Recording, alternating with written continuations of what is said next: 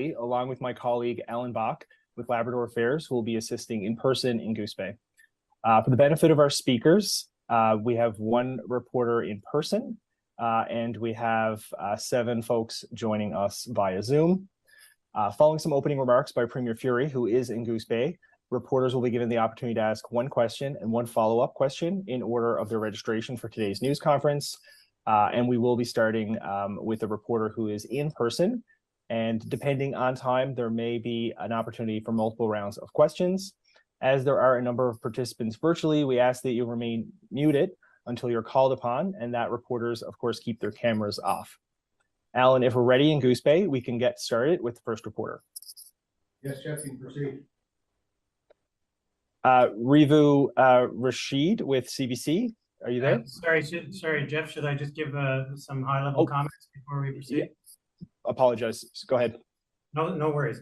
Well, thank you, everybody, for joining. I'm joined here, of course, by Minister Dempster and MHA Perry Trimper in Happy Valley, Goose Bay. And this is going to be an update of a very quickly changing dynamic situation in a fire that threatens one of our largest municipalities in Lab City. I first wanted to start by thanking the Mayor of Labrador City, Mayor Wabush, and the MHA, Jordan Brown, for their cooperation over the last 12 hours or so. Things have actually changed that quickly, and having everybody communicating together and aligned together has really made a big difference.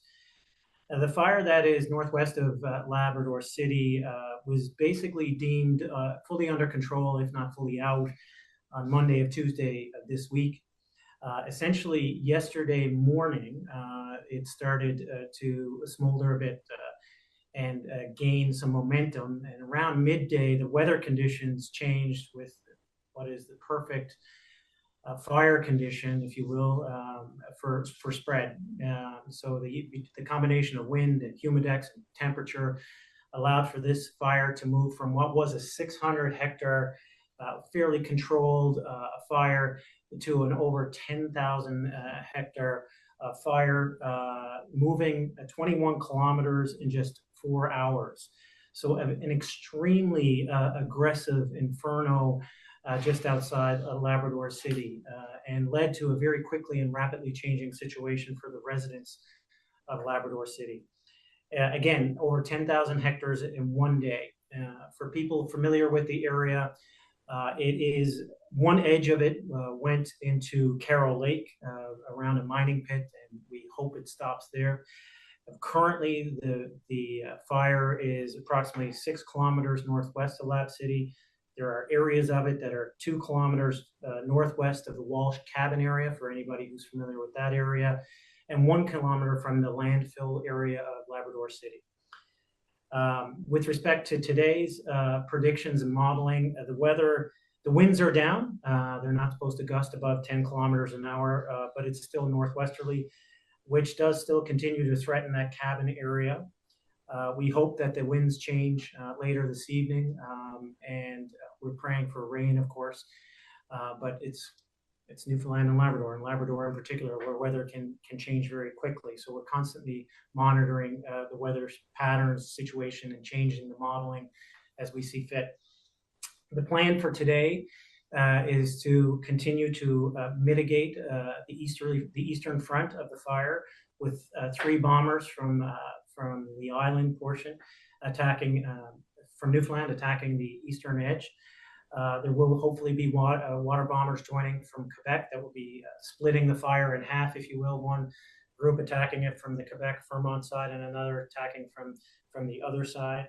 We are holding one water bomber right now, currently in Happy Valley, Goose Bay, as there is a fire threat in Natwashish. As soon as we get a handle on that risk assessment, hopefully it's low, we'll release that water bomber to attack with the other 3 from Newfoundland and Labrador.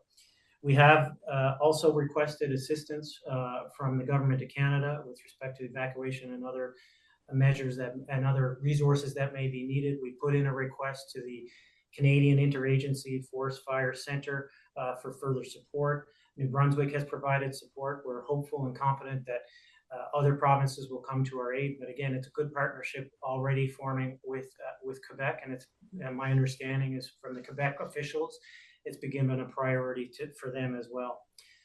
So that's the fire dynamics, that's the fire behavior. Obviously, things change, and we'll be monitoring it very closely.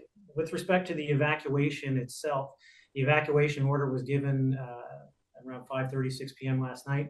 As soon as this situation became to the point where it was untenable to keep people in Labrador City. There's 9,600 people, obviously, to evacuate, and I have to thank the patience of everybody who was following the orders, despite the anxiety, despite the stress. The people of Labrador City responded in a patient and an orderly fashion, and we're very grateful for everybody who had to pack up their belongings, pack up their family, pack up their pets, and move suddenly. So thank you for being patient and for following the public advisories and the orders of the government of Newfoundland and Labrador. There are currently only approximately 120 people remaining in Labrador City. That's a combination of IOC officials, emergency operations center officials, some hospital officials, and some town officials, RNC, and some support staff. There are some residents that remain in the RNC, continue to work with them to meet their needs in order to evacuate in an appropriate fashion. The town of Wabush remains on evacuation alert, and again, having good conversations with both mayors has been very fruitful for all of us to ensure that the information is accurate. I encourage every citizen of Wabush to be diligent, to be ready, and to continue to follow the public guidance and the public advice. I know that there's been some issue with respect to gasoline availability in Wabush, and we're aware of that. We have looked at securing alternative sources of gasoline, including from Newfoundland and Labrador Hydro. But for the citizens of Wabush, I want to assure you that we're on the gasoline issue as it comes to your needs and requirements. When you look at an evacuation of this size, there's obviously the citizens of the community that needs to be evacuated, but there's also, of course, a hospital facility that we're quite proud of in Labrador City. We have managed to evacuate all of those residents. There was approximately 15 acute care residents, 15 altered level of care residents, and 15 long-term care residents. They've all been successfully evacuated by a combination of road and air ambulance support. So I'm going to St. John's, but many coming to here in Happy Valley Goose Bay. And once again, a huge thank you to the hospital staff of Happy Valley Goose Bay, the doctors, nurses, support staff, some of whom, by the way, showed up after hours to help with this load. So we're very grateful for that. The hospital has been secured in Labrador City. There's been a sprinkler system set up, thanks to the people at IOC to help protect it. But if someone goes to the hospital in Labrador City, it is fully shut down, and there will be a sign there conveying the need to call 911 if there is an emergency, and do not rely on the hospital in Labrador City. Right now, with respect to how many have shown up in Goose Bay, you can imagine that's about a 4 or 5, and at the rate they're moving, probably a 6-7 hour trek across the beautiful land of Labrador. Many are stopping into Churchill Falls to refuel, but it's been a steady flow of traffic. Right now here in Happy Valley Goose Bay, the large shelters are being occupied, including the YMCA, the arena, and the college, as well as 5 Wing Goose Bay, which has up to 500-person capacity. It's currently only at 89. We believe that there's been approximately, I'm just checking my numbers here, but approximately 1,600 vehicles come through the checkpoint. 1/3 have registered at the arena, and we encourage everyone to register at the arena if you're going to need resources. We are looking at activating the Muskrat Falls campsite, and we've been working with Hydro on that. That will take some time, but hopefully we can get it set up, set with water and sewer fairly quickly, and we're quite confident that that will happen if required. So right now, for anybody who's traveling or anybody who has a loved one who's traveling, there is still capacity here in Happy Valley Goose Bay. And to the people of Happy Valley Goose Bay who once again answered the call, and in just a few weeks, you guys are just heroes, and you continue to do us all proud, and we're very grateful for warm, open, welcoming that you show, and you represent the entire province so well, and we're very grateful for it. With respect to people's anxieties, I know that this is going to cause a significant amount of anxiety again, where I started, people leaving their homes, they raise their family here, they're unsure what's going to happen. I want to assure you that we will be there for you. The province will be there for you. But I also need you to make sure you're checking in on yourself. This can cause a lot of anxiety, a lot of stress. So make sure you're looking after each other, but also yourselves as well. And there's no shame in that. If you need to call 811, if you need to seek mental health support or advice, there are plenty of avenues for you to do so. And please check our websites regularly, but there's 811, there's Bridge the Gap, and there's other avenues available for you. And we encourage you and welcome you to do it. Again, we encourage people of Wabush to remain on high alert and follow the evacuation protocol if it's initiated. Thanks again to the Mayor of Wabush for continuing to communicate with us and across multiple government departments. Special thank you to the forest the fighters themselves, the people on the ground. We ran into a shift change in the airport, and they put in a hard day's work.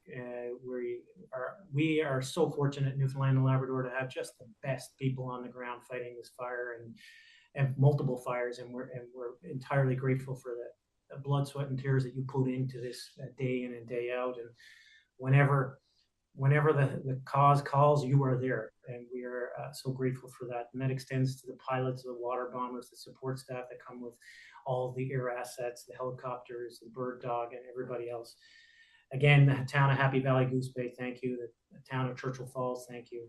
And to the Mayor of Labrador City, just a superstar in all this, making sure that her citizens and on behalf of her council, of course, are being looked after and advice being communicated. So thank you. And to the one other pertinent item for people who may be traveling and looking to stay with loved ones, we are adding an additional ferry crossing from Blanc-Sablon. And so that should increase capacity of people traveling who want to get to the island portion of the province who have been displaced from Labrador City. So finally, everybody, once again, the province is full of people who are knit together, who want to help in times of need. That's the spirit of Newfoundlanders and Labradorians. It's the essence of who we are. So we're being constantly asked what we can do to help. Well, we are about to institute a full fire ban across the province, and we ask you to respect that ban. The assets right now need to be deployed in Labrador, and if there are multiple forest fires on multiple fronts, that will be a problem. So we want to eliminate the risk where possible. And as a result, we are issuing a provincial-wide fire ban until the situation in Labrador West is under control. The final thing I will leave is, I know there are people in the Labrador West region who have cabins that are outside the fire area. And I'm sure there are questions about that.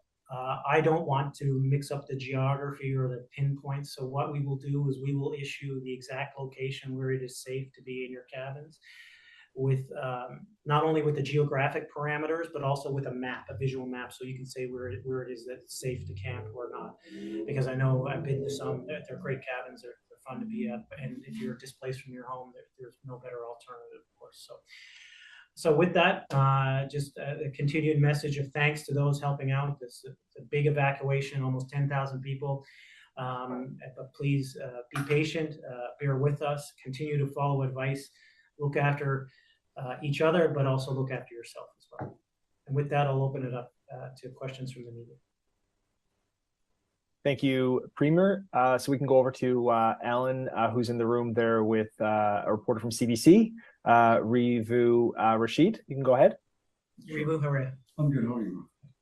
So, Furey, let's start with town of Wabush, because they held their Facebook Live like an hour ago. Yeah. And the mayor, Ron Barron, he was saying that he was frustrated to see all the water bombers taking back from Labrador City yesterday. So why was that? So that's a great question, and Ron communicated that to us last night, and we endeavored to find the answer. The answer was an operational one in which the water bomber staff, who are the experts in this area, wanted to make sure that the water bombers were available first thing in the morning. They were concerned that given the smoke conditions that that would have impacted the Wabush Airport and then grounded the aircraft. So they wanted to be out of the smoke perimeter, if you would.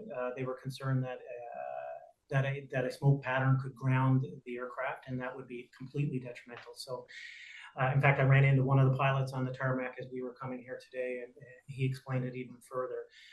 So while visually that doesn't seem to make sense, from an operational perspective, that was the answer. And I can assure you, the hardworking women and men in those aircraft want to be out there fighting the fires. They don't want to be displaced from the fire. So they're picking the location that is best for these aircraft from a proximity perspective and a safety perspective, so they can be out there doing the hard work that is needed.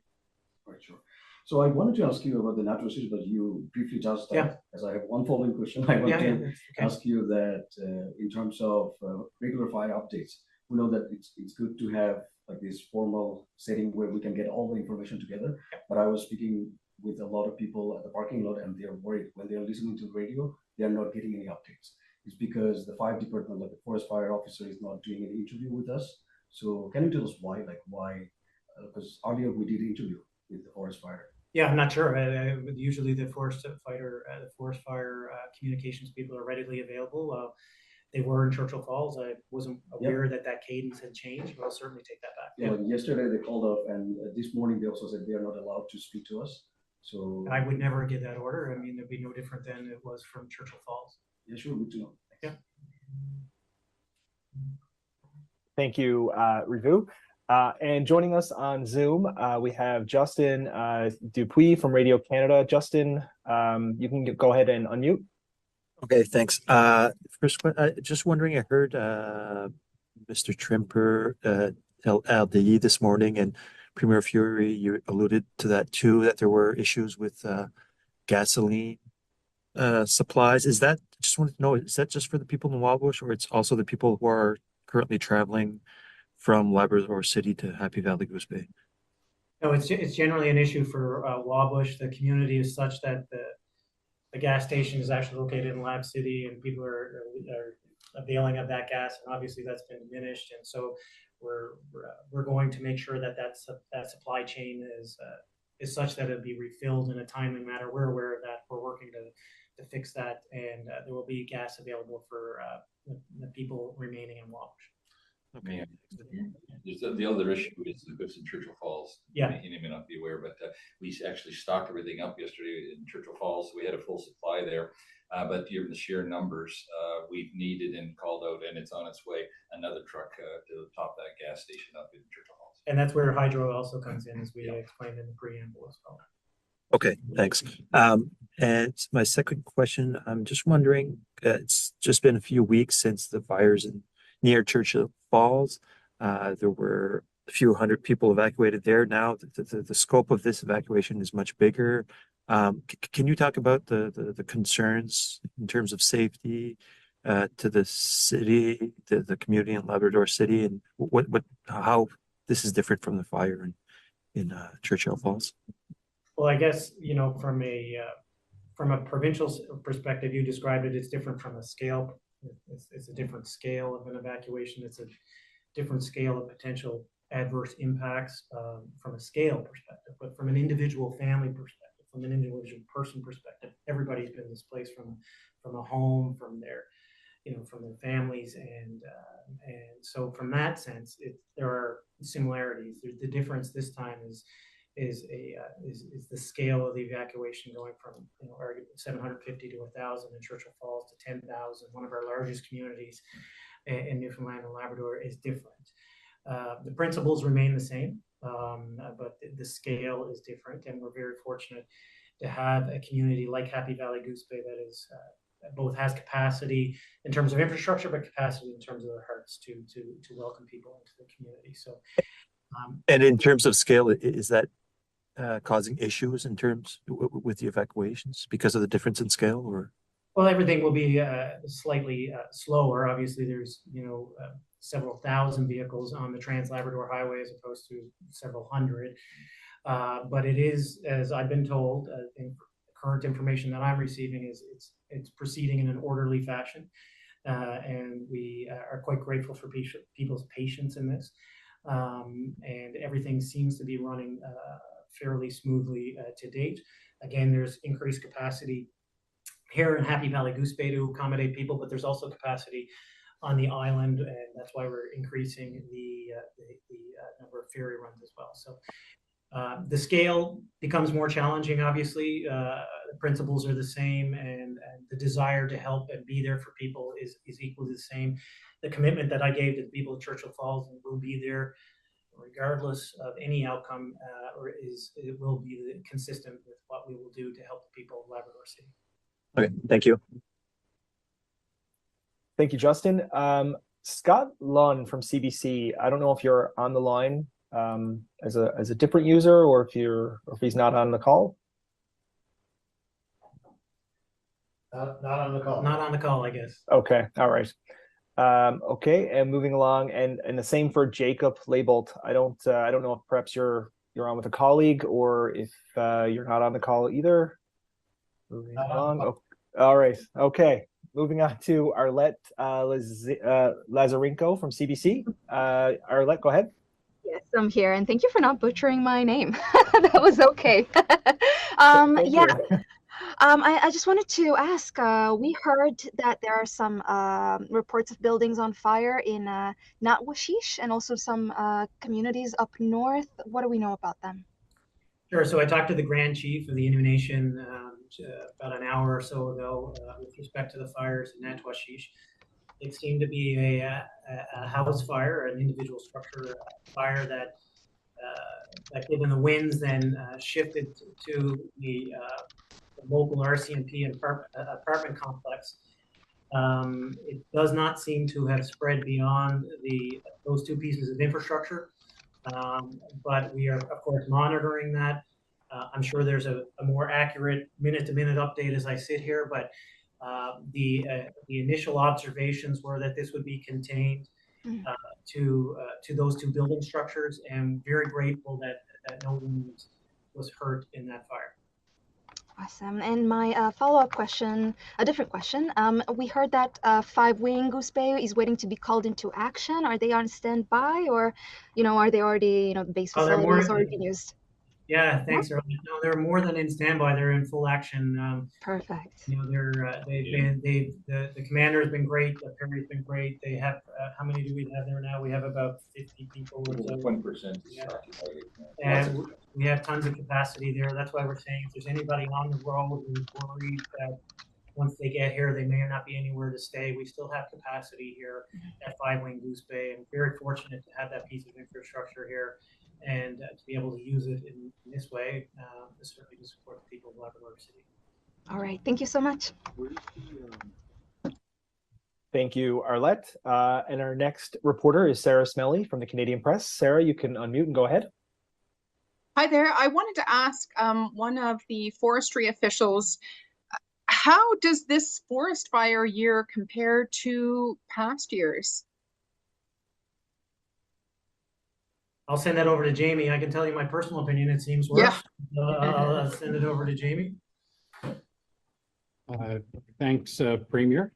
I don't think we're at a spot where we would say that the number of starts so far are considerably more than other years, but obviously we're into our second extreme fire event in a very short period of time.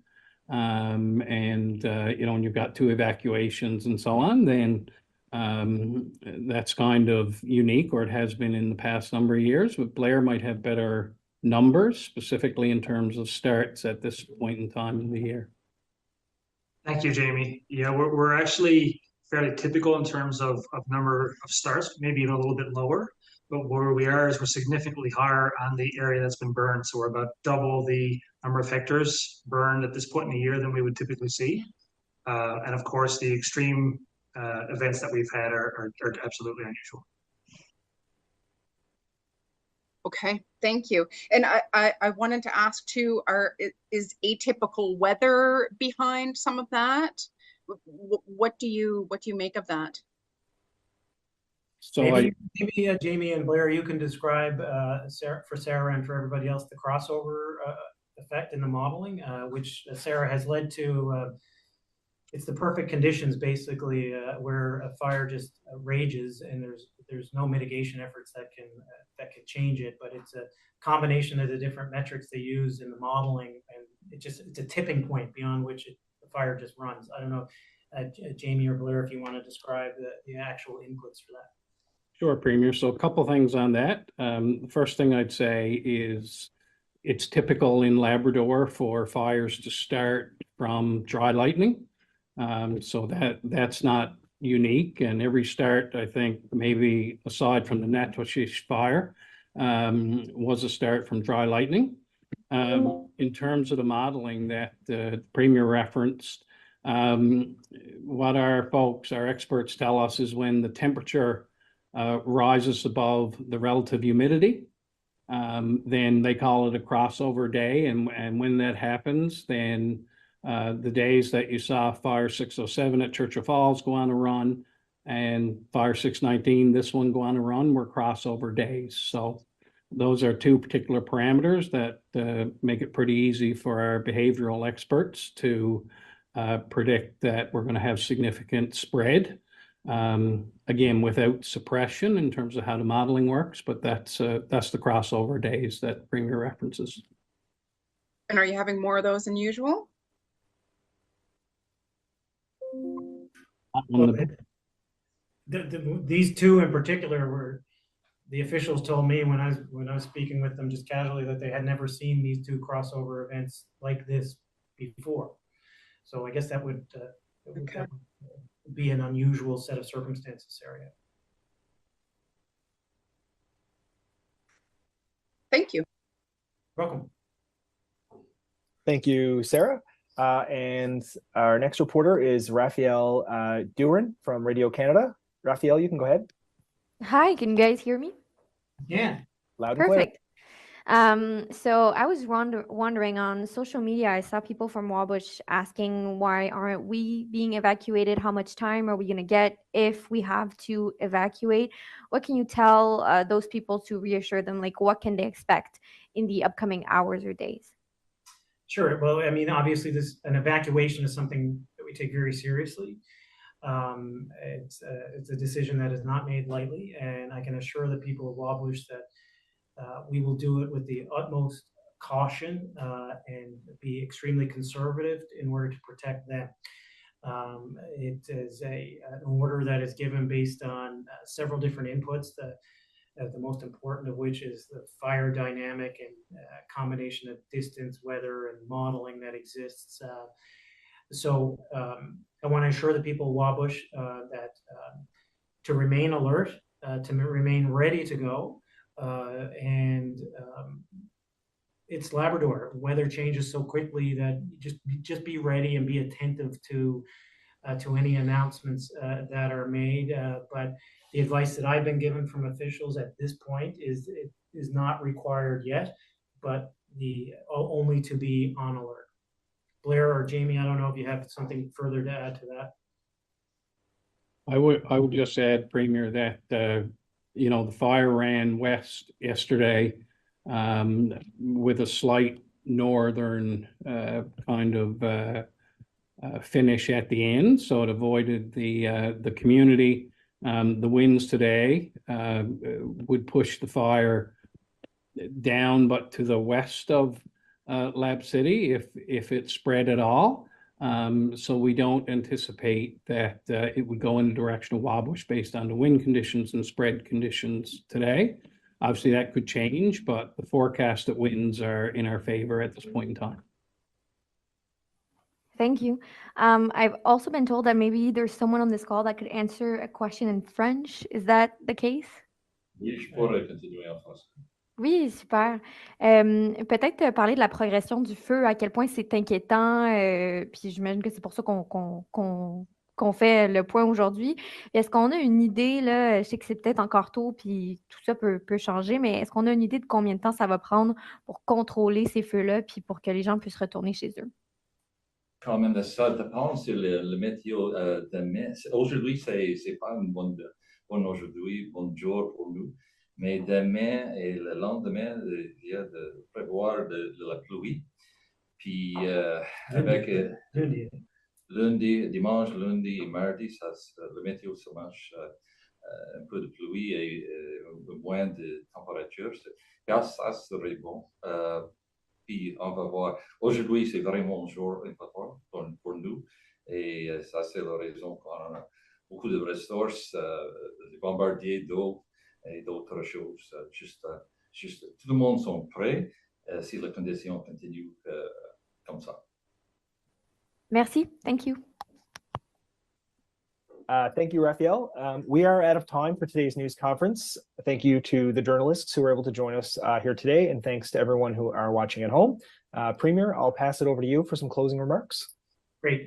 Just once again, thank you to the people of Labrador City for being patient. Thank you to the people of Wallbush and both councils and to the MHA for the area, Jordan Brown, for working with us to ensure that the information gets out and is consistent. And we want to thank the media as well for helping to get that message out to people in what is definitely a trying and anxious time for the people of Labrador City, and to the people of Happy Valley, Goose Bay, and Churchill Falls. Once again, just complete heroes in opening their homes, opening their businesses, giving of their time, volunteering wee hours of the morning for the third time now. Is just incredible and remarkable. And as Perry has said many times, it's yet another example of come from away, but within our own borders. So very grateful for everybody. Thank you. Premier, if I might, on the ferry crossing, those folks hoping to get the late crossing tonight, reach out to the ticket office, or all relevant information will be on the 511 app. Great. I'm sorry to ask this question. This is on behalf of the public, because I hear this from a lot of pet owners, because I've chatted with Furey outside this meeting, that we are working on that. So can you please tell us, because they're really worried and they're planning to stay at the parking lot with their pets. Absolutely. We're trying to accommodate all pets as we did for Churchill Falls. And thanks, Rivu, and I'm pleased to tell you, Premier, that the chief of Shashi's reached out. He's made several facilities available, including their new camp at Gosling Lake. So that came in this morning. It's going to be a big help for us. We are making appeals throughout the community for folks to help us fostering.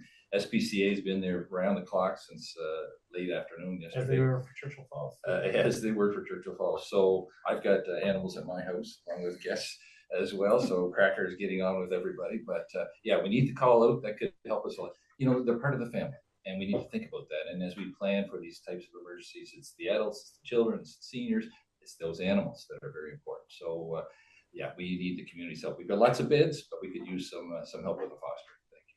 I think this would be reassuring to them. Yeah. And thanks to the chief for stepping in this morning. It's a great offer. Yeah, and you can expect regular updates, and we'll figure out the communication strategy from the forestry officials to make sure they're readily available for people. Thank you. Great. Thank you, everybody.